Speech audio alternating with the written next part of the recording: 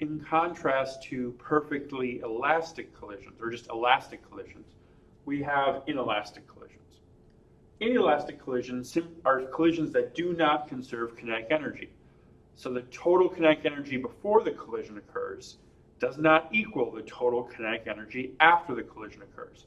You can still calculate what the kinetic energy is before and after, if you know what the masses are and you know what the speeds are of the objects, but they will not equal one another in an inelastic collision.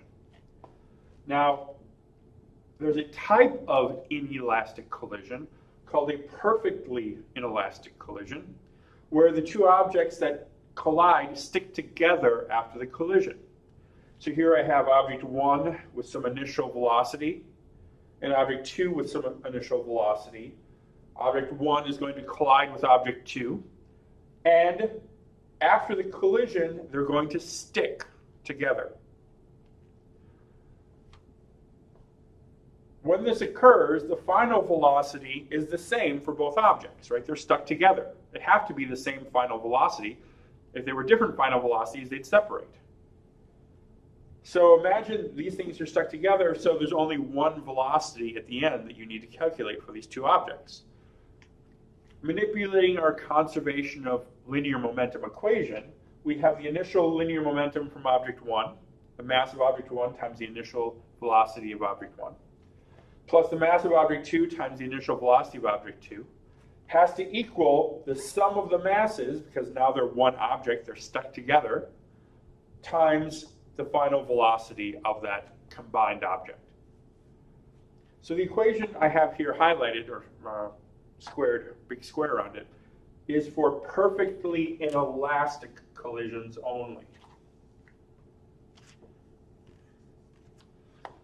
If the two objects stick together after the collision, it is a perfectly inelastic collision.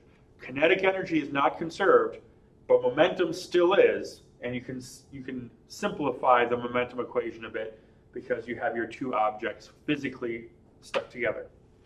So imagine I have a skateboard with a target on it, and for a perfectly elastic collision, I might fire super balls, right? Those little rubber balls, or tennis balls, or some kind of any type of an elastic rubbery ball. As they bounce off, those would be elastic collisions.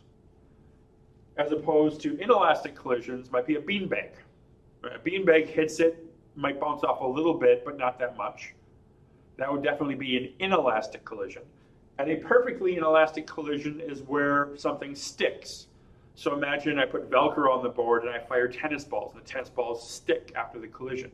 Or I have a board and I'm firing lumps of clay, and the clay just splatters and sticks after the collision. That would be a perfectly inelastic collision. So the perfectly inelastic collisions, or inelastic collisions, you must use conservation of momentum alone. You cannot use conservation of kinetic energy, because kinetic energy is not conserved in inelastic collisions. For elastic collisions, you can use both conservation of momentum and conservation of energy. Now, in the two cases we have shown here, these are one-dimensional problems. What happens if it's not a one-dimensional problem? What happens if it's two-dimensional? Think of a pool table. You know, you hit a ball into another ball, they can go off at different angles. Well, we'll talk about two-dimensional collisions and find out equations for two-dimensional collisions in the next video.